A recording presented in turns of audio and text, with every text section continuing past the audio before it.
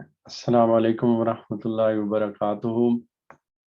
आज वैसे तो हम एक ही आयत पे मैं फोकस करूंगा, आयत नंबर 229 है सूरह बकरा की। लेकिन उससे पहले कल का जो हमारा सेशन हुआ था और उसमें ये चीज़ स्टार्ट हुई थी कि औरतों के मामलात स्टार्ट हुए थे और औरतों के मामलात में चलते चलते ये चीज़ आ गई थी कि जब उनको तलाक दी जाती है तो उसके बाद इद्दत की ड्यूरेशन के बारे में हमारी बात स्टार्ट हो गई थी। तो उसमें एक टर्मिनोलॉजी यूज़ की गई थी जो कि था कि अगर ख़वातीन या ख़ातून जिसके साथ तलाक का एक खुदा न खास्ता कोई मामला हो रहा है और वो प्रेगनेंसी की हालत में है, तो उसके बारे में सूरत तलाक में जो वर्डिंग यूज़ की गई थी वो ये थी कि अम, उनके साथ ये हो जाए कि वज़ा हमल हो जाए, कि उनकी हामला औरतों की इद्दत की हद ये है कि उनका वज़ा हमल हो जाए। और वज़ा हमल होने का क्या मतलब है, उसकी मज़ीद वज़ाहत के लिए हमने देखा था, उसमें सवाल आया था। तो वज़ा हमल का जो पढ़ा है और उसमें तकरीबन तमाम उलमा का यहाँ पे इत्तफ़ाक़ है कि वज़ा हमल बेसिकली बच्चे की पैदाइश है। तो इसका मतलब ये हुआ कि अगर कोई खातून प्रेग्नेंट थी, ये पता चल गया और तलाक का मामला पेश आया, तो उसकी जो इद्दत की जो मुद्दत है वो जब तक के बच्चा पैदा नहीं हो जाता तब तक रखी गई है। उसी से फिर ये मज़ीद कुछ सवाल पैदा हुए थे, तो मैंने तकरीबन एक लिस्ट पूरी बना ली हुई है कि मैं उसके बारे में ये सारी चीज़ खुद ही बता दूँ कि भई क्या-क्या सिनेरियोज़ थे और क्या-क्या सिनेरियो सामने आए हैं और इद्दत किस सिचुएशन में कितनी है। तो सेंसिटिव टॉपिक तो ये है, लेकिन ज़ाहिर-सी बात है कि हमने अगर अपने बच्चों की तरबियत करनी है और बच्चों के आगे इस तरह के मामलात उन्हें शादी होनी है, उनको कोई गाइड किसी को करना पड़ता है, उनके आस-पास कहीं खुदा ना ख़ास्ता इस तरह का मामला आ जाता है, तो ये वाली इन्फॉर्मेशन ऐसी है कि ये हर किसी के पास होनी चाहिए। तो मैं वो तरतीब से पहले वो 5-6 सिनेरियोज़ हैं, वो सारे आपके सामने रख देता हूँ और वो कुरान पाक की और एक सही बुखारी की हदीस है, उसकी रोशनी में। तो सबसे पहली बात जो की गई है कि जब भी आप तलाक उन सारे मराहिल से गुज़र कर, ये इंतहाई नापसंदीदा अमल है। तलाक देने का जब मामला आता है तो उसमें बहुत सारी चीज़ें बीच में देखी जाती हैं। सबसे पहले इवन के कोई बदमज़गी भी हो जाती है तो मियाँ और बीवी को कुछ तलकीन की गई है, उसका हम बाद में ज़िक्र पढ़ेंगे। फिर ये कहा गया है कि ख़ानदान के दोनों तरफ से बड़े आके बैठें, मसला सॉल्व करने की कोशिश करें और मियाँ बीवी भी ज़हन में ये लेके आएँ कि वो इस्लाह करना चाहते हैं, तो अल्लाह ताला कोई ना कोई रास्ता पैदा कर देगा अगर उन्होंने ज़हनों में ये चीज़ रखी हुई है। फिर उसके बाद काफ़ी सारी चीज़ें इस तरह से हैं कि नहीं निभाह हो रहा, कोई इस तरह की सूरत-ए-हाल नहीं निकल रही और आखिरी बस यही मसले का हल नज़र आ रहा है कि अलहदगी होगी, तो फिर ये तलाक की नौबत आ जाती है और फिर तलाक की जैसे ही नौबत आई तो वो इद्दत की बात आ गई। तो सबसे पहला पॉइंट जो दिया गया है कि तलाक इंतहाई सोच समझ के, अक़ली तौर पे गौर करके, माशरे में बड़ों के ये सारे मराइल से गुज़ार के फिर दी जाएगी और साथ उसके शर्त ये है कि जब ये तलाक दी जाती है तो ये पाकीज़गी के दिनों में दी जाएगी। पाकीज़गी यानी तोहर के दिनों में, और तोहर के दिन वो होते हैं जब आप उन साइकिल से सारा फ्री हो चुके हुए हो। तो मैं ये पूरी हदीस तो भी नहीं पढ़ता, उसमें और भी बहुत सारी एक्सप्लेन करने की चीज़ें हैं, तो उसमें टाइम शायद ज़्यादा लग जाए, लेकिन सिर्फ़ मैं यहाँ पे ये बता देता हूँ कि हज़ूर पाक सल्लल्लाहु अलैहि वसल्लम ने जो पूरा एक वाक़या उनकी ज़िंदगी में पेश आया, तो उन्होंने ये बताया कि वो तोहर की मुद्दत है जिसमें अल्लाह ताला ने औरतों को तलाक देने का हुक्म दिया है। यानी कि अगर वो साइकिल्स के दरमियान वाला टाइम है, तो उसमें फिर तलाक नहीं दी जा सकती। तो ये बुनियादी बात है जो सबसे पहले समझ लेनी चाहिए और इसका आगे मैं बताऊँगा कि इससे एक चीज़ का रिलेशन भी है। तो अब आगे सिनेरियोज़ एक-एक करके लेते जाते हैं और ये आप लोग खुद भी समझ लें, बाकी अगर किसी को समझाने की ज़रूरत पड़ती है तो उसको भी बता दें कि इस तरह के सिनेरियो में ये है और किस तरह से, किन रेफ़रेंसेस के साथ है। तो सबसे पहली चीज़ ये है कि अब शादी हुई, अज़दवाजी ताल्लुकात कायम हो गए, लेकिन जो ख़ातून थीं, وہ اس ایج پہ تو پہنچ چکی ہوئی تھیں جن پہ وہ سائیکل سٹارٹ ہو جاتے ہیں، لیکن ان کے کسی بھی ریزن کی وجہ سے، میڈیکلی ریزن ہے، کوئی اور ریزن ہے، وہ چیز سٹارٹ نہیں ہوئی تھی، لیکن ازدواجی تعلقات قائم ہو چکے ہوئے ہیں اور سارا کچھ ہو چکا ہوا ہے، تو اس میں اب عدت کیا ہوگی؟ کیونکہ عدت ویسے اگر دیکھا جائے تو 3 سائیکلز کہی ہوئی، اب ان کے اگر اس طرح کے سائیکلز ہیں ہی نہیں، تو اس میں جو عدت ہے وہ ڈیوریشن 3 مہینے کی دے دی گئی ہے، اور اس کا جو ریفرنس ہے وہ وہی سورۃ طلاق یعنی کہ 65 نمبر سورہ ہے اور اس کی چوتھی آیت ہے، اور اس میں سے دونوں کے لیے یہ کہا گیا کہ اور تمہاری عورتوں میں سے جو حیض سے مایوس ہو چکی ہوں ان کے معاملے میں اگر تم لوگوں کو کوئی شک لاحق ہو تو تمہیں معلوم ہے کہ ان کی عدت 3 مہینے ہے، اور یہی حکم ان کا ہے جنہیں ابھی حیض نہیں آیا، یعنی وہ اس ایج پہ پہنچ چکی ہوئی ہیں لیکن وہ چیز سٹارٹ نہیں ہوئی، تو اب اگر طلاق کی نوبت آ گئی اور اس میں کوئی شک ہے تو ان کی عدت 3 مہینے ہے، 3 سائیکل نہیں ہے۔ یہ چیز بہت کلیئر ہونی چاہیے، یہ معاملہ بہت سینسٹیو ہوتا ہے، اس میں ایون آگے ہم جا کے پڑھیں گے کہ اس دن سے تاریخ متعین ہونی چاہیے کہ کس دن سے عدت سٹارٹ ہوئی ہے، اور اس کو بہت کیئرفلی آگے جانا چاہیے۔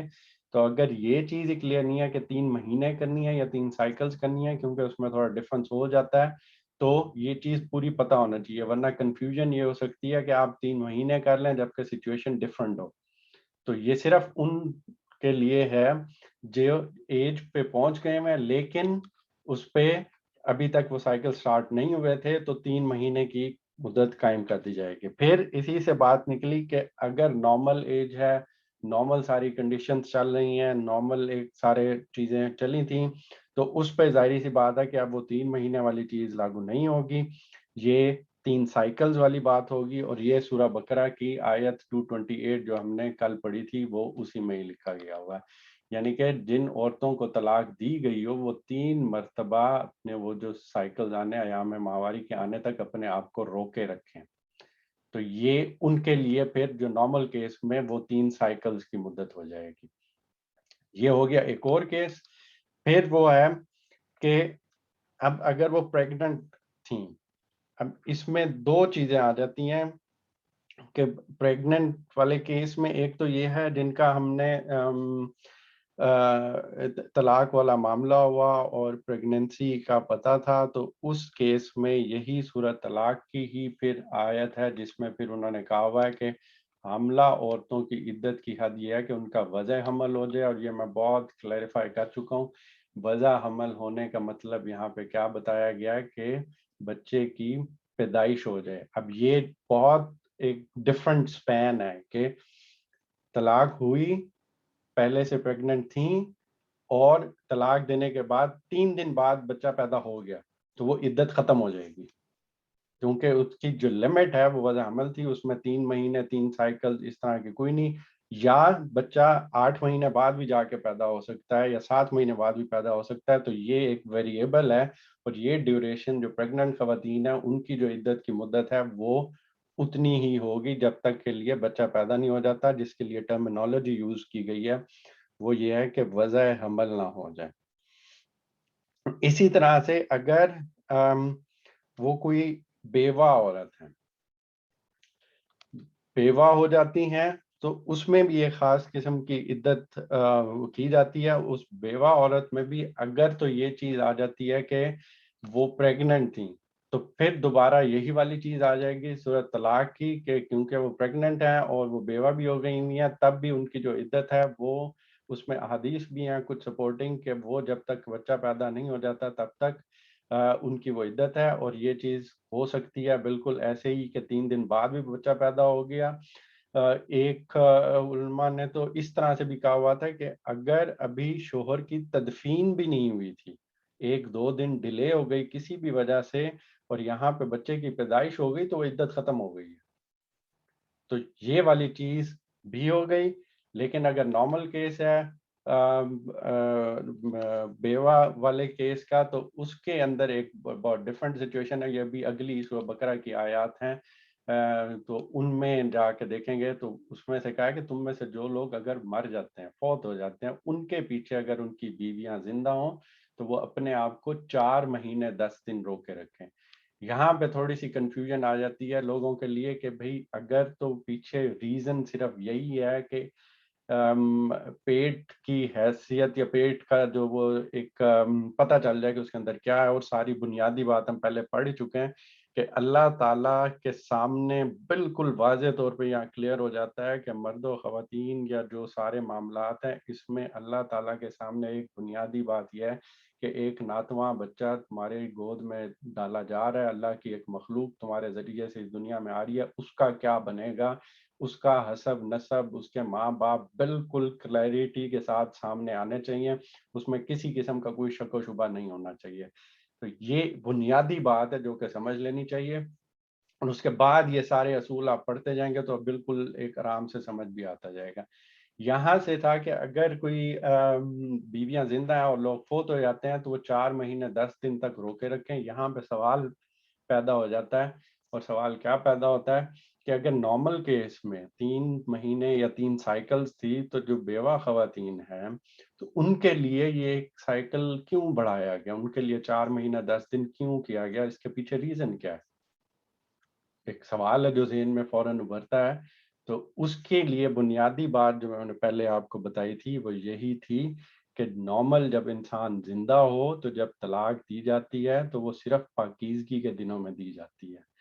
وہ پاکیزہ دن جب چل رہے ہوتے ہیں صرف تب دی جاتی ہے، ورنہ حضور پاک صلی اللہ علیہ وسلم نے بھی ناراضگی کا اظہار کیا تھا اور اس کو دوبارہ رجوع کرنے کا حکم دیا تھا کہ نہیں، ابھی یہ نہیں ہوگی، یہ طہور کی مدت ہے جس میں طلاق دی جاتی ہے۔ اب انسان زندہ ہو تب تو یہ وہ ایک کام کر سکتا ہے کہ وہ طہور کی حالت کا انتظار کرے، پاکیزگی کی حالت کا انتظار کرے اور پھر وہ جا کے طلاق دے۔ لیکن اگر کوئی انسان فوت ہو رہا ہے اور فوت ہو گیا تو اس کے اپنے کنٹرول میں یہ چیز نہیں ہے، تو وہ طہر بھی ہو سکتا ہے، وہ دوسرے والے سائیکل والے دن بھی ہو سکتے ہیں۔ تو اس میں پھر کیا کہا گیا کہ پھر جو میکسیمم لمٹ بنتی ہے 4 مہینے 10 دن کی وہ دے دی گئی ہے کہ ہاں اب کیونکہ وہ کنڈیشن پوری نہیں ہوئی تو پھر 4 مہینے 10 دن والا کام پورا کیا جائے گا۔ تو اس سے یہ تقریباً جو سچویشن آ سکتی تھی وہ بالکل عقل کو بات بھی لگتی ہے اور چیز سمجھ بھی آتی ہے، اور یہ ساری چیزیں ہمارے کلیریفائی بھی ہو جاتی ہیں۔ اور ایک اور بات جو آخری یہ ہے کہ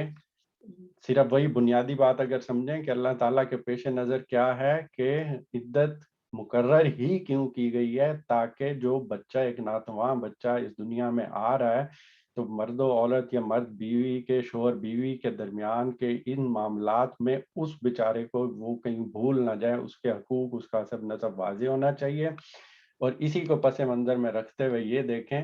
کہ ہمارے ہاں جس طرح سے ہوتا ہے نکاح ہو گیا لیکن رخصتی نہیں ہوئی، جس کو عام ٹرمینالوجی ہم یوز کرتے ہیں کہ رخصتی میں یہ ہوتا ہے کہ پھر وہ ایک گھر میں بھی رہیں گے، پھر ازدواجی تعلقات بھی قائم ہوں گے، پھر ساری چیزیں ہوں گیا۔ لیکن سورہ احزاب کی یہ آیت ہے، سورہ احزاب 33 نمبر سورت ہے اور آیت 49 ہے، اور اس میں کیا کہا گیا، یہ لوگوں جو ایمان لائے ہو جب تم مومن عورتوں سے نکاح کرو اور پھر انہیں ہاتھ لگانے سے پہلے طلاق دے دو تو تمہاری طرف سے ان پر کوئی عدت لازم نہیں ہے جس کے پورا ہونے کا تم مطالبہ کر سکو، لہٰذا انہیں کچھ مال دو اور بھلے طریقے سے رخصت کر دو۔ تو یہاں تک پھر جو میں نے اب پڑھا ہے اور جو ساری سچویشن قرآن پاک سے جو واضح ہو گئی ہیں اور ایک حدیث صحیح بخاری کی حدیث تھی اس سے جو واضح ہوئی ہیں وہ میں نے ایکسپلین کر دی ہیں۔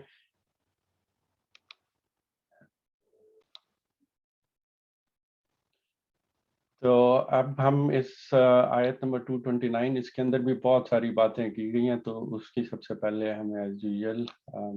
تلاوت سن لیتے ہیں اسی ایک آیت۔ مرتان فإمساكم بمعروف أو تسريح بإحسان ولا يحل لكم أن تأخذوا مما آتيتموهن شيئا إلا أن يخافا ألا يقيما حدود الله فإن خفتم ألا يقيما حدود الله فلا جناح عليهما فيما افتدت به تلك حدود الله فلا تعتدوها ومن يتعد حدود الله فأولئك هم الظالمون. چلیں ہم یہاں سے اسٹارٹ کرتے ہیں. کل کا میں تھوڑا سا پہلے سے بتا دوں کہ بھئی اب وہ سچویشن آ گئی ان سارے سب مراحل سے گزر کے جس میں طلاق پہ جانے سے پہلے انتہائی سوچ سمجھ کے ساری چیزیں راستے اپنانے سے ٹرائی کر لی، لیکن کوئی اس طرح کی چیز نہیں کام آ رہی. اب طلاق کا ہی معاملہ آ گیا تو وہ دی گئی، تو پھر عدت کی چیز بتائی گئی. اس میں ہم نے یہ چیز بھی دیکھ لی تھی کہ وہ 3 سائیکلز ہیں، اور اس میں ایک فائدہ یہ بھی ہو جاتا ہے کہ عدت کے دوران جو خاتون ہیں وہ اسی گھر میں ہی رہیں گی. یہ بھی آگے واضح بھی ہو جائے گا، اور اسی طرح روٹین کے سارے معاملات چلیں گے. اور اس سے ایک فائدہ یہ ہو جاتا ہے کہ انسان کو اگر عقل آ جاتی ہے یا انسان کو سمجھ آ جاتی ہے کہ نہیں یہ غلط فیصلہ تھا یا جذباتی فیصلہ تھا اور ابھی ایک طلاق دی گئی ہے، تو وہ اس کے پاس رجوع کرنے کا حق ہے. اور یہ چیز اس کو بتائی گئی تھی کہ ان کے شوہر تعلقات درست کر لینے پر آمادہ ہوں تو وہ اس عدت کے دوران انہیں پھر اپنی زوجیت میں واپس لے لینے کے حقدار ہیں. یعنی کہ اس عدت کے دوران، اور جو عدت کے جو ساری ڈیوریشن ہے وہ ہم نے ساری کھل کے دیکھ لیا کہ کس کس سچویشن میں کتنی عدت کی ڈیوریشن ہے. تو اس میں اگر کوئی اس طرح کی بات ہو جاتی ہے تو وہ حقدار ہیں کہ دوبارہ رجوع کر سکتے ہیں اور یہ ساری چیز ہو سکتی ہے. صرف یہ چیز بھی آگے ہم نے دیکھ لی تھی کہ اللہ تعالیٰ نے کہا کہ عورتوں اور مردوں کے حساب سے ساروں پہ ایک دوسرے کے اوپر معروف طریقے سے حقوق ہیں، ان میں کسی قسم کا کوئی ڈفرنس نہیں. لیکن مردوں کو شوہروں کی حیثیت سے ایک درجہ برتری حاصل ہے. اور یہ اس کا بھی بیک گراؤنڈ پورا ہم نے پڑھا تھا کہ وہ کس بنیاد کی وجہ سے ہے کہ ایک اس کو تمثیل کے طور پہ، اس کی مثال کے طور پہ سمجھنے کے لیے ہم کسی بھی ایک ادارے کا جو نظم چلایا جاتا ہے وہ بنیادی طور پہ ذہن میں ہونا چاہیے. اور وہ کیا ہے ذہن میں کہ جب بھی کوئی ادارہ بنایا جاتا ہے تو اس میں یہ کبھی بھی نہیں ہوتا کہ ہم ساروں کو کہہ دیں کہ یہ سارے ایک ہی جگہ پہ کھڑے ہوں گے. کسی کمپنی کو دیکھ لیں، ریاست کو دیکھ لیں، کسی بھی چھوٹے سے چھوٹے ایسے ادارے کو بھی دیکھ لیں، تو اس میں ہمیشہ ایک یہ چیز ہوتی ہے کہ کسی نہ کسی کو سربراہ کی حیثیت سے رکھا جاتا ہے تاکہ جو معاملات آئیں گے اس میں کچھ نہ کچھ ایک طریقے سے چلا جا سکے. اب معاشرے میں کسی قوم میں یہ نہیں کہا جا سکتا کہ سارے ہی سربراہ ہیں یا کوئی بھی سربراہ نہیں ہے. اسی طرح کسی کمپنی میں کام کرتے ہیں، کچھ کرتے ہیں تو کوئی بھی سربراہ نہیں ہے یا سارے سربراہ ہیں، تو یہ والی چیز بھی نہیں ہوتی. تو اسی طرح اللہ تعالیٰ کے پیش نظر کیا تھا کہ اللہ تعالیٰ نے اپنی مخلوق اس دنیا میں لے کے آنی تھی، ان کو ان کی تربیت کا اہتمام کرنا تھا. تو اسی طرح خاندان کا ادارہ تجویز کیا گیا، خاندان کا ادارہ تجویز کیا گیا اور اس میں بتایا گیا کہ یہ، اور قرآن پاک کو اگر پڑھیں تو بہت زیادہ آیات صرف اسی چیز کے معاملے پر ہی ہیں. نکاح کے معاملات، طلاق کے معاملات، اس طرح سے جو باہمی معاشرت کے تعلقات کی جو نوعیتیں ہوتی ہیں تو وہ چیزیں بتائی گئی ہیں. تو جب یہ ادارہ بنایا گیا تو اس میں پہلی بات ہی اللہ تعالیٰ نے بڑھ کے یہ کہی کہ اس میں سربراہ کی حیثیت میں مردوں کو دے رہے ہیں، اور اس میں ایک درجہ فضیلت ہے. اور وہ ایک درجہ فضیلت صرف اور صرف اس بات پہ ہے کہ حفظ مراتب کا خیال رکھا جائے. اس میں جس طرح سے باپ اور اولاد ہے، باپ اور بیٹا ہے، تو مرد ہونے کی حیثیت سے ان میں کوئی ڈفرنس نہیں. لیکن جو رشتوں کی جو رسپیکٹ ہے کہ باپ کی اور بیٹے کے درمیان، تو وہ ایک حفظ مراتب پیدا کر دیتی ہے. تو وہ اس کا خیال رکھنا ضروری ہے. اسی طرح سے اسی ادارے کے اندر ہی ماں جو ہے وہ عورت ہے، عورت ہونے کی حیثیت سے اس کو کچھ ایسی فضیلت نہیں، لیکن جیسے ہی وہ ماں کے رتبے پہ، ماں کے رشتے پہ فائز ہو جاتی ہے تو اس کا اور اولاد کا رشتہ، ایون یہاں تک کو کہا جاتا ہے، حدیث کی روشنی میں دیکھا جائے کہ 3 دفعہ یہی کہا گیا کہ ماں کی فضیلت زیادہ ہے باپ کی نسبت. یعنی مرد و عورت کا یہاں معاملہ ہی نہیں ہے، یہاں پہ ایک جو رشتوں کا تقدس ہے اس کی بات کی جا رہی ہے. اور اس میں صرف ایک درجہ برتری دی گئی ہے، نہ کہ یہ کہا گیا کہ اس کو تخت پہ بٹھا کے بہت سر پہ بٹھا دیا گیا ہے اور عورت کو بالکل باندھی یا گھر کی کام کرنے والی ملازمہ بنایا گیا ہے. صرف ایک رشتے کا تقدس رکھنے کے لیے اللہ تعالیٰ نے یہ کہا. اس کی وجہ بھی بتا دی تھی کہ اب مرد کے شوہر کے حیثیت سے جو گھر کے مال پرووائڈ کرنا، رہائش کا بندوبست کرنا، کھانے پینے کا بندوبست کرنا، یہ سارا کچھ کرنا یہ شوہر کے ذمے لگا دیا گیا، یہ رسپانسبلٹی دے دی گئی ہے. اور رسپانسبلٹی جب دی گئی ہے تو ساتھ ہی پھر یہ بھی کہہ دیا کہ ایک درجہ فضیلت اسی بنیاد پہ دی گئی ہے. اسی طرح سے اگر ہم دیکھیں تو ایک ملتا جلتا واقعہ حضور پاک صلی اللہ علیہ وسلم کی زندگی میں بھی ملتا ہے کہ جب ان کی ازواج مطہرات کو تنگ کیا جا رہا تھا، جب ان کے اوپر تہمتیں لگنا شروع ہو گئی تھیں، اور مدینہ میں جو یہود ہیں انہوں نے یہ والی چیز سٹارٹ کی تھی،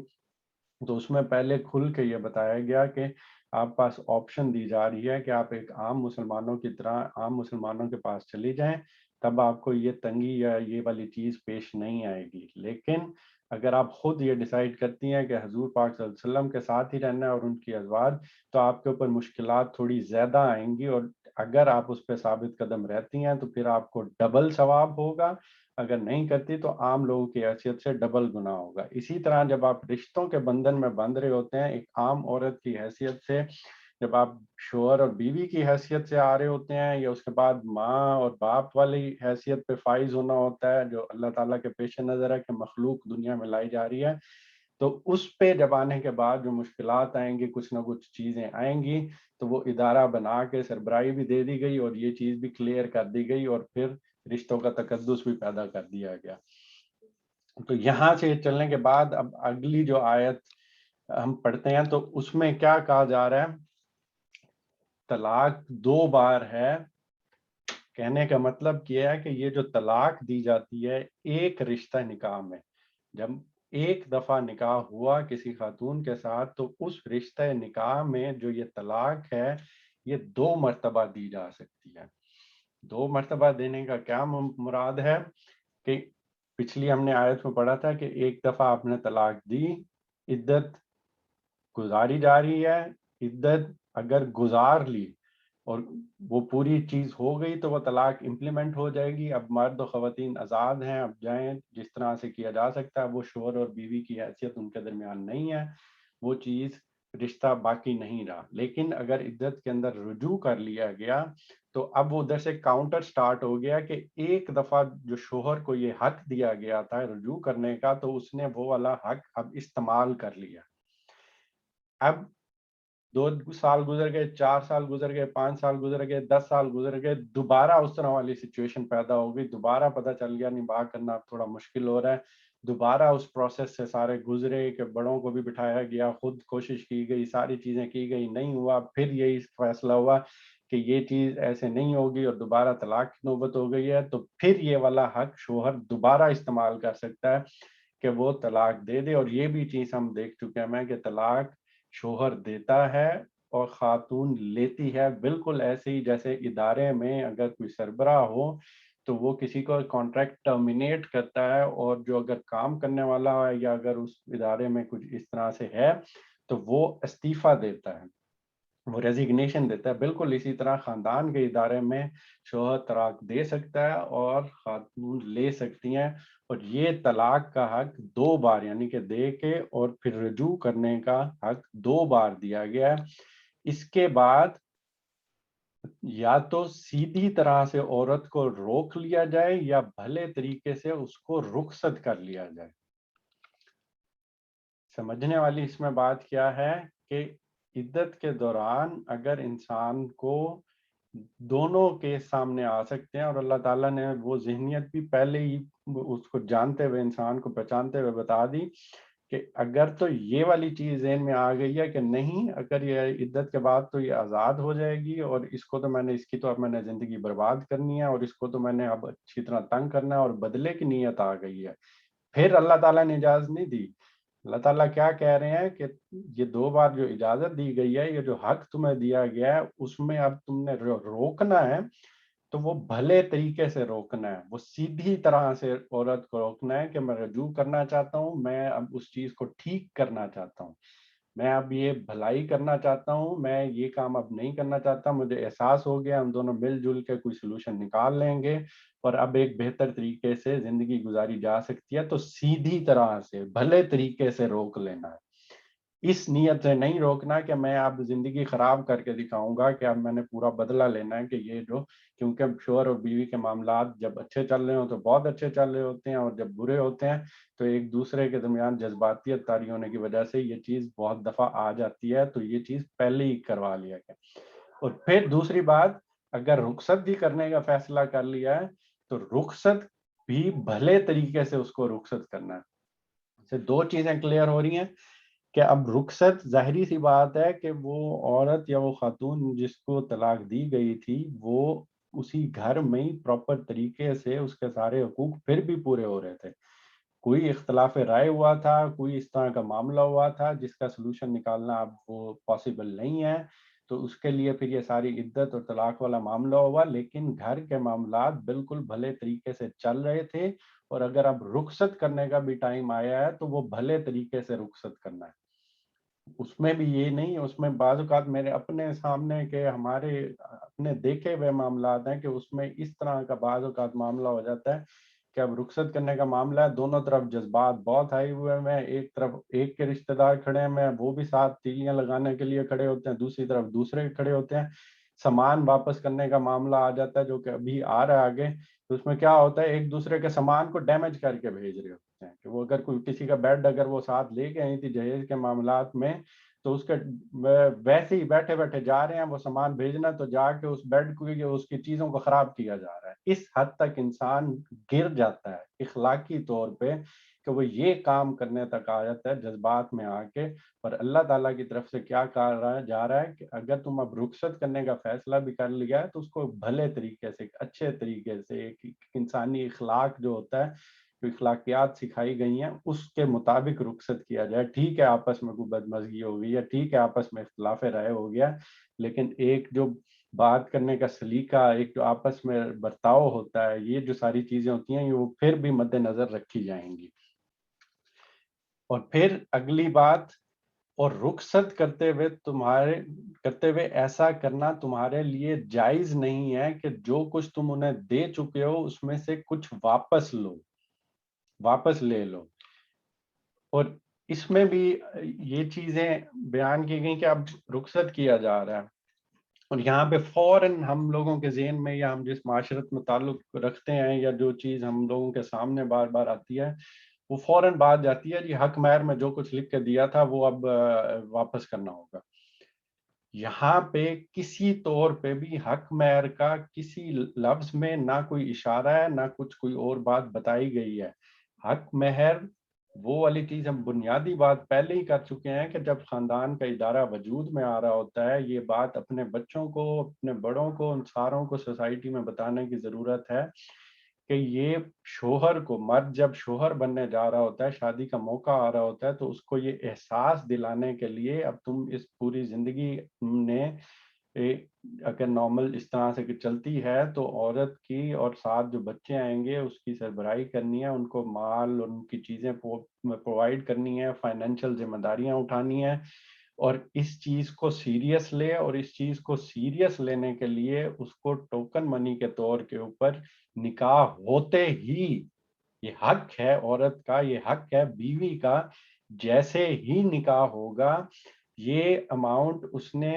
دینی ہی دینی ہے بیوی کو، اس کا طلاق ہوتے ہوئے اس طرح کے معاملات سے کوئی تعلق نہیں ہے۔ اور وہ دی بھی اسی لیے جاتی ہے کہ جب دے دیا تو،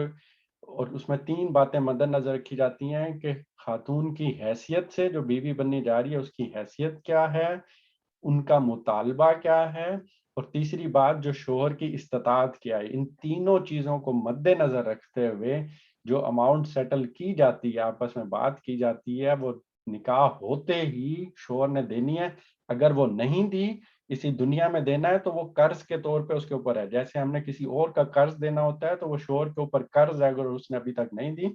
اور نیت یہ کی ہوئی ہے کہ میں نے دینا ہی نہیں ہے، تو اس نے کسی کا حق غصب کیا ہوا ہے۔ تو حق مہر کا ادھر طلاق یا اس طرح کی چیز سے کوئی ہے ہی نہیں، ریلیشن نہیں ہے۔ یہاں پہ جو بات کی جا رہی ہے کہ رخصت کرتے ہوئے تمہارے لیے جائز نہیں ہے کہ جو کچھ تم دے چکے ہوئے ہو، یہ اشارہ اس طرح کیا ہوا ہے جب معاملات اچھے چل رہے ہوتے ہیں، جب میاں بیوی کے درمیان جو ایک اللہ تعالیٰ نے جذبات رکھے ہیں جو ہم پہلے بات کر چکے ہیں کہ جب وہ اکٹھے ہوتے ہیں تو ان میں اولاد کی پیدائش کا معاملہ آنا ہوتا ہے، تو اللہ تعالیٰ نے بجائے اس کے کہ ان کے لیے مشقت کا باعث بنائے، اس میں ایک اٹریکشن رکھ دی کہ چلو مل جل کے ایک تم نے اللہ کے لیے اس کام پہ بننا ہے، اس منصب پہ فائز ہونا ہے، تو اس سے تم بھی مشکل میں نہ پڑ جاؤ، بلکہ تمہارے لیے کچھ لطف و اندوز ہونے کا بندوبست کر دیا گیا۔ تو یہ وہ والی چیز تھی کہ اب اس میں جب تم چیزیں انہیں دے چکے ہو، اب وہ محبت چل رہی تھی اور وہ ساری چیز چل رہی تھی، اب اس میں تحائف دیے گئے ہیں، اس میں کوئی مکان لیا گیا، مشترکہ مکان لے لیا گیا، اس میں کوئی پلاٹ ہے وہ نام کر دیا گیا، اس میں گفٹ ہے، اس میں کوئی سونا زیورات ہیں، اس میں کوئی برتھ ڈے پہ گفٹ دے دیے ہیں، یا کچھ اس طرح کے کوئی 100 معاملات ہوتے ہیں، وہ تم نے دے دیے اپنی بیوی کو۔ اب یہ نوبت آ گئی ہے تو اللہ تعالیٰ کیا کہہ رہے ہیں، تمہارے لیے جائز ہی نہیں ہے یہ سرے سے بات کرنا، یا یہ چیز مطالبہ کرنا جائز ہی نہیں ہے شوہر کے لیے، کیا وہ اس موقع پہ آ کے کہے کہ مجھے یہ ساری چیزیں واپس کر دو۔ اللہ تعالیٰ کی طرف سے بالکل کلیئر کٹ حق مہر کا کہا گیا ہے، پھر اس کے بعد یہ چیز کہی گئی ہے کہ اب جب یہ معاملہ آ گیا تو اس سے اندازہ کریں کہ اللہ تعالیٰ نے ایک طرف رسپانسبلٹی ڈالی ہے، تو دوسری طرف یہاں پہ اللہ تعالیٰ کی طرف سے کتنا نیوٹرل، کتنا عدل و انصاف پہ مبنی فیصلہ دیا جا رہا ہے کہ یہ جائز نہیں ہے۔ اب اکثر پھر بھی یہ سچویشن ہو جاتی ہے کہ جی اچھا ٹائم تھا، سارا کچھ اچھا چل رہا تھا، جو عالم تھے وہ بتا رہے تھے، انہوں نے تو کہا کہ منوں کے حساب سے جی زیورات دے دیے گئے اور یہ چیز کر دی گئی، یہ نام کر دیا گیا۔ اب معاملہ آ گیا کہ بھئی اب طلاق کی نوبت آ رہی ہے، اور سامنے یہ آیت ہے اللہ کی، اور اس کے مطابق تو یہ ہے کہ مردوں کو تو وہ ساری چیز لینے کا واپس حق ہی نہیں ہے۔ اب حق نہیں ہے تو اب بیچ میں یہ چیز، اسی چیز کی وجہ سے بندی اگر معلق ہو جاتی ہے، تو پھر اللہ تعالیٰ نے کہا اب میں نے اپنی چیز بتا دی ہوئی ہے تم لوگوں کو، میری طرف سے رول یہ ہے، اب میں بیچ میں سے نکل جاتا ہوں، اب آپس میں تم تعلق دیکھ لو۔ کیا کہا گیا؟ البتہ یہ صورت مستثنا ہے، ایکسیپشنل کیس بتایا جا رہا ہے، مستثنا ہے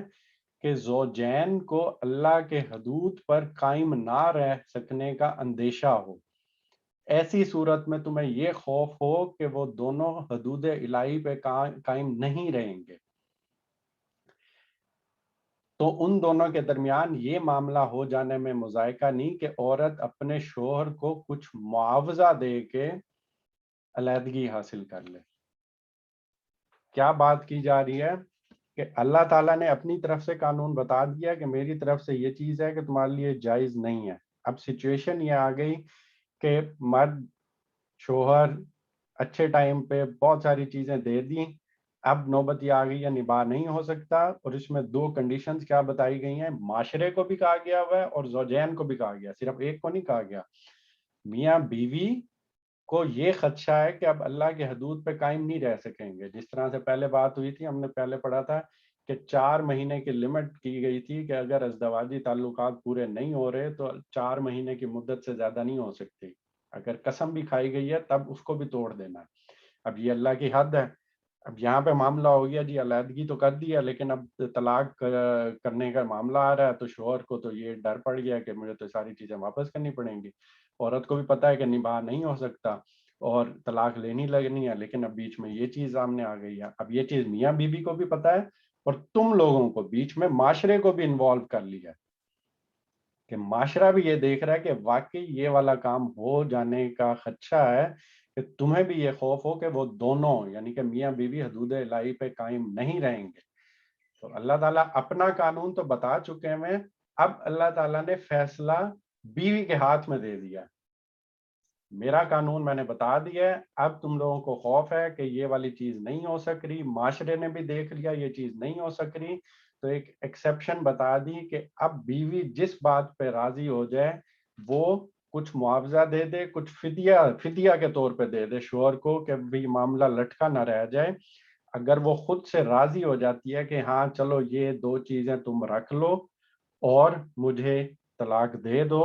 تو اگر وہ یہ اپنی مرضی سے کرتی ہے اور علیحدگی حاصل کر لیتی ہے، تو اس چیز پہ اللہ تعالیٰ نے کہا کہ میں ایکسیپشن دے دیتا ہوں، لیکن میرا قانون تمہیں پتہ ہے۔ اور یہاں پہ وہ چیز سامنے آ جاتی ہے ایک اور عورت کو یا بیوی کی حیثیت سے کہا گیا کہ علیحدگی حاصل کر لے، یا دوسرے لفظوں میں کہہ دیا کہ اب وہ طلاق لے سکتی ہے، یعنی فدیے میں دے کے وہ چیزیں طلاق حاصل کر سکتی ہے۔ تو اب اس کے صاف معنی یہ ہے کہ عورت اگر علیحدگی چاہے گی تو طلاق دے گی نہیں، یہی بات جو ہم استعفے کی اور وہ کانٹیکٹ کی کر چکے ہیں، بلکہ شوہر سے طلاق کا مطالبہ کرے گی۔ اور عام حالات میں توقع یہی کی جاتی ہے کہ ہر جو شریف نفس آدمی ہے، نباہ کی اگر کوئی صورت نہیں پاتا تو یہ مطالبہ مان لے گا، لیکن اگر ایسا نہ ہو تو عورت عدالت سے رجوع بھی کر سکتی ہے۔ اور یہ والی چیز جس کو ہم عام طور پہ خلا سے تعبیر کرتے ہیں کہ جی عورت نے خلا کا مطالبہ کر لیا اور عدالت جا کر دیا ہوا، تو وہ پہلی چیز یہی ہے کہ اندر معاشرے میں ہی رہتے ہوئے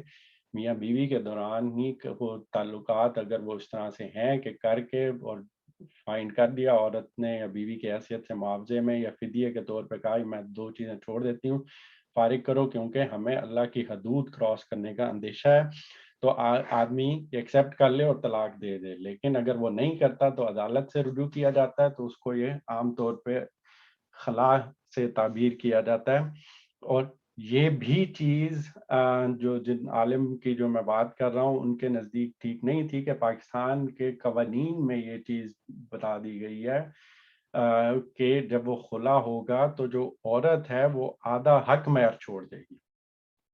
انتہائی درجے کی ان کے نزدیک یہ غلط فہمی کی بنیاد پہ ہے، ادھر حق مہر کی کوئی بات ہی نہیں کہی گئی، حق مہر چھوڑنے کا تو کوئی ذکر ہی نہیں ہو رہا یہاں پہ۔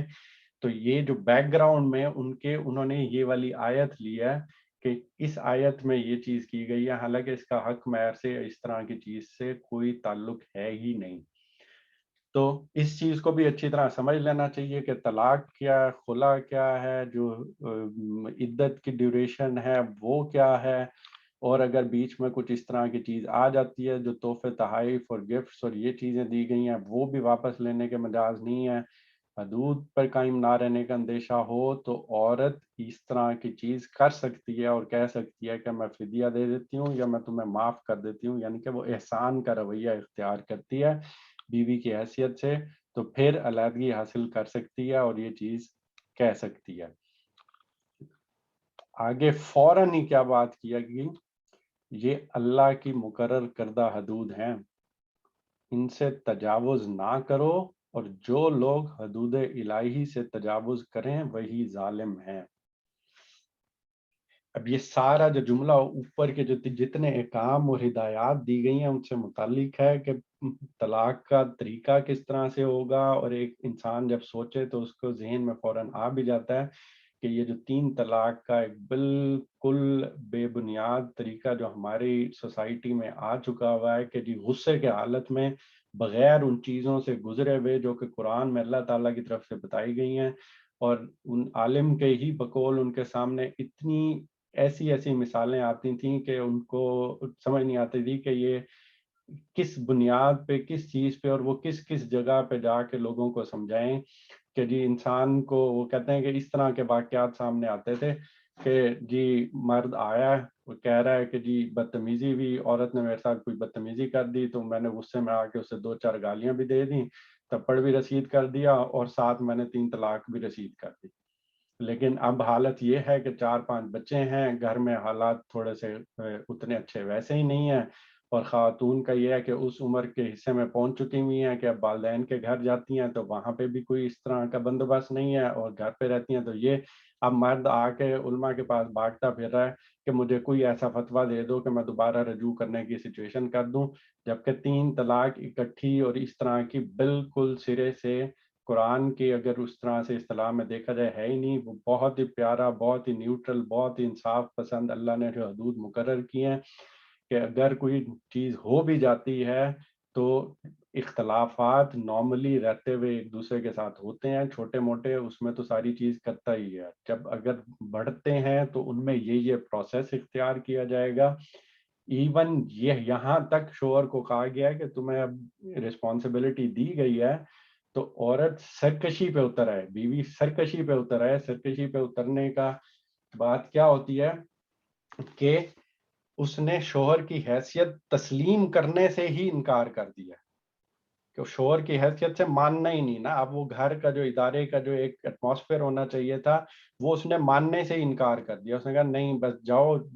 جو بھی کرنا ہے میں خود کروں گی اور وہ سارا کچھ کروں گی, اور وہ سرے سے ہی جو اسٹرکچر ہے وہ جو اللہ تعالیٰ کی طرف سے بنایا گیا تھا وہ بھی ختم کر دیا گیا. تو شوہروں کو نصیحت کی گئی ہے نہیں, فوراً تم اس چیز پہ نہیں جاؤ گے, اس میں کیا کیا چیزیں ہیں وہ سٹیجز ہیں کہ اس میں کیا کیا کیا جائے گا. پہلے نصیحت کی جائے گی عورت کو, اس میں واعظ کا لفظ استعمال کیا گیا, اس میں معنی یہ ہے کہ تھوڑا بہت اونچی نیچی آواز کر کے جس میں خاندان, سہیلیاں, ماں باپ سب نصیحت کر سکتے ہیں, یعنی کہ وہ آئیں سمجھائیں ان ساروں کو. پھر دوسری ہدایت اس کو کی کہ جو بے تکلفانہ, جس طرح سے میاں بیوی کا آپس میں ایک بے تکلفانہ ایک تھوڑا سا رویہ ہوتا ہے یا ایک دوسرے کے پاس آنا جانا, ظاہری سی بات ہے عام عورتوں کی نسبت سے اگر دیکھا جائے تو ایک ڈفرینٹ معاملہ ہوتا ہے. تو میاں بیوی آپس میں ایک دوسرے سے تھوڑے بہت بے تکلف ہوتے ہیں. تو خود مرد کو ہی شوہر کی حیثیت سے کہا جا رہا ہے کہ واعظ کیا جائے, نصیحت کی جائے. اگر وہ سرکشی پہ بھی اتر آئی ہے کہ اس نے ماننے سے انکار کر دیا, بے تکلفانہ قسم کا خلا اور ملا ترک کر دیا جائے تاکہ اسے تھوڑا سا آئیڈیا ہونا شروع ہو کہ یہ چیز سیریس ہے, اس طرح کا نہیں کیا جا سکتا. اور پھر آگے ایک اور بات کی گئی کہ تیسری چیز یہ بھی کی جا سکتی ہے کہ جتنا کوئی معلم, جتنا کوئی استاد شاگرد کے ساتھ کوئی اس طرح سے کرتا ہے, کوئی شفیق استاد اپنے شاگرد کو تھوڑی بہت ڈانٹ ٹپٹ کے ساتھ اگر تھوڑا سا ہاتھ لگا دیتا ہے یا کی جا سکتی ہے. ایون اللہ تعالیٰ نے کہا ہے کہ طلاق دینے سے پہلے یہ چیز بھی ٹرائی کر لو, بے تکلفانہ ملنا جلنا, نصیحت. اور جو شفیق استاد اپنے شاگرد کے ساتھ تھوڑا رویہ رکھ لیتا ہے وہ بھی کر سکتے ہو, یا والدین اپنے بچوں کے ساتھ ان کو نصیحت کرنے کے لیے, ان کو تھوڑا سا وہ کرنے کے لیے اگر سختی کر کے تھوڑا سا ہاتھ پکڑ لیتے ہیں یا کان گرم کر دیتے ہیں, تو ایون اس حد تک اللہ نے کہا کہ طلاق پہ جانے سے پہلے یہ چیزیں ٹرائی کرو. اور پھر اس کے بعد نہیں ہوا تو پھر وہ چیز کہی کہ دونوں کی طرف سے قرآن پاک میں یہ حکم مقرر کر دیا جائے.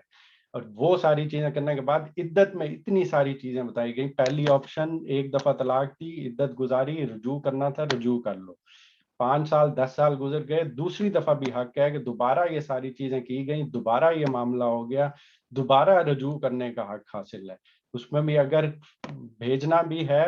تو کیا کرو, ایک پیار محبت بھلے طریقے سے روکو اور بھلے طریقے سے رخصت کرو, گفٹ تک واپس نہیں لے سکتے. اور یہ ساری چیزیں اتنے اچھے اور پیارے معاملات کرنے کے بعد سوسائٹی میں کیا ہوا ہے, بنیادی بات ہی نہیں سمجھی جاتی کہ جو خاندان کا ادارہ بنایا جا رہا ہے یہ بنیادی طور پہ بچوں کی جو اللہ تعالیٰ مخلوق دے رہے ہیں اس کی تربیت کے لیے بنایا جا رہا ہے, اس کی اصل ہی ڈفرینٹ لے لی گئی ہے. اس کی اصل ڈفرینٹ نہیں جی, پیار محبت ہوتا ہے, بوائے فرینڈ گرل فرینڈ ہوتے ہیں, آپس میں انڈرسٹینڈنگ ہوتی ہے, جو کہ ایک حد تک تو تھوڑی بہت ٹھیک ہے کہ آپس میں ملنا جلنا, اسٹیٹس دیکھنا, پڑھے لکھے ہونے کا لحاظ کرنا, سوچ ملتی جلتی ہے اس کا. لیکن جو محبت کو لے کے جو اللہ تعالیٰ نے صرف اس لیے رکھا ہے کہ تم اولاد کی پیدائش کے ٹائم محبت ہو, اس میں تمہیں مشقت میں نہ ڈالنا پڑے, انسان اس کو بھول جاتا ہے. دوسری چیز کو اصل رکھ کے سامنے آتا ہے, شادی ہو جاتی ہے, 4-5 سال گزرتے ہیں, وہ جو ایک ہارمونز والا چکر ہوتا ہے وہ ختم ہوتا ہے, اولاد آتی ہے, پریکٹیکل زندگی سامنے آتی ہے, تلخ حقیقتیں سامنے آتی ہیں. تو بچے کو چھوڑ کے میاں بیوی آپس میں ایک دوسرے سے لڑے ہوتے ہیں کہ شوہر کی طرف سے یہ مطالبہ آ رہا ہوتا ہے کہ جی بیوی میرے پاؤں دھو دھو کے نہیں پی رہی, اور بیوی کی طرف سے یہ کہا ہوتا ہے کہ بھئی مجھے تو بالکل ہی گھر کی ملازمہ بنا کے رکھ دیا گیا ہے. آپس میں ان کے اختلافات ختم نہیں ہوتے, اور بچوں کا جو بنیادی مقصد تھا یہ پورا خاندان یا فیملی بنانا وہ نظر انداز ہو جاتے ہیں. اور یہ وہ چیز تھی کہ قرآن پڑھا جائے, قرآن کے اوپر تدبر کیا جائے تو چیز سامنے آتی ہے, ایک پرسپیکٹیو سامنے آتا ہے, ریزن سامنے آتی ہے, بندے کو, انسان کو اس زندگی میں آنے کا مقصد پتہ چلتا ہے, اور آگے یہ ساری چیزیں کرنے کی پیچھے جو اللہ کی حکمتیں ہیں پتہ چلتی ہیں. آخر میں بس یہ جو امام امین احسن اصلاحی نے اس میں اللہ کی جو مقرر کردہ حدود یہ ساری باتیں ہیں ان سے تجاوز نہ کرنے کے بارے میں لکھا ہے, وہ کیا ہے, فرمایا کہ یہ تمہاری ازدواجی زندگی سے متعلق خدا کی حد بندیاں ہیں. جس طرح تم اپنے رقبوں پر اپنی چراگاہوں کے ارد گرد حد بندیاں کرتے ہو اور نہیں چاہتے کہ کوئی ان حدوں کو توڑے, اور اگر کوئی ان حدود میں مداخلت کرتا ہے تو تم اس کو اپنی ملکیت میں مداخلت اور اپنی عزت و غیرت کے لیے ایک چیلنج سمجھتے ہو۔ اسی طرح خدا نے بھی اپنے محارم کے ارد گرد یہ حدیں قائم کر دی ہیں، تم ان سے باہر آزاد ہو لیکن ان کے اندر تمہیں مداخلت کی اجازت نہیں۔ اگر کسی نے ان حدوں کو توڑنے یا لانگھنے کی جسارت کی تو وہ یاد رکھیں کہ وہی لوگ ظالم ہیں، یعنی اس کے نتیجے میں جو کچھ اس دنیا میں یا آخرت میں ان کے سامنے آئے گا اس کی ساری ذمہ داری خود انہی پر ہے، خدا پر نہیں ہے۔ اور اس سے وہ اپنی جانوں پر ظلم ڈھائیں گے، خدا کا کچھ نہیں بگاڑیں گے۔ خدا کے جو قوانین ہیں تمام تر فطرت انسانی کے تقاضوں اور بندوں کے اپنے مسالے پر مبنی ہیں، اسی وجہ سے جو لوگ ان کو توڑتے ہیں وہ اپنی ہی فطرت اور اپنی مسالے کی دھجیاں خود اپنے ہی ہاتھوں سے بکھیرتے ہیں۔ یہاں پہ میں اس آیت کا ترجمہ پڑھ لیتا ہوں ایک دفعہ۔ طلاق ایک رشتہ نکاح میں 2 بار ہے۔ یہ طلاق ایک رشتہ نکاح میں 2 بار دی جا سکتی ہے، اس کے بعد پھر بھلے طریقے سے روک لینا یا خوبی کے ساتھ رخصت کر دینا ہے، اور رخصت کر دینے کا فیصلہ ہو تو تمہارے لیے جائز نہیں ہے جو کچھ تم نے ان عورتوں کو دیا ہے ان میں سے کچھ بھی اس موقع پر واپس لو۔ یہ صورت البتہ مستثنا ہے کہ دونوں کو اندیشہ ہو کہ وہ حدود الہی پر قائم نہ رہ سکیں گے۔ پھر لوگوں اگر تمہیں بھی اندیشہ ہو کہ وہ حدود الہی پر قائم نہیں رہ سکتے تو شوہر کی دی ہوئی ان چیزوں کے معاملے میں ان دونوں پر کوئی گناہ نہیں ہے جو عورت فدیے میں دے کر طلاق حاصل کر لے۔ یہ اللہ کی مقرر کردہ حدود ہیں، سو ان سے آگے نہ بڑھو اور جان لو کہ جو اللہ کی حدود سے آگے بڑھتے ہیں وہی ظالم ہے۔ اللہ تعالیٰ سے دعا ہے کہ ہمیں اللہ تعالیٰ قرآن کو صحیح طرح سے پڑھنے، سمجھنے اور اس کے مطابق اپنی زندگیوں کو ڈھالنے اور اس پہ استقامت کے ساتھ آخری سانس تک چلنے پر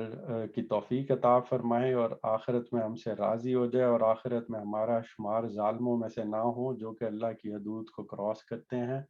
یہاں پہ ہم اپنے آج کے سیشن کا اختتام کرتے ہیں۔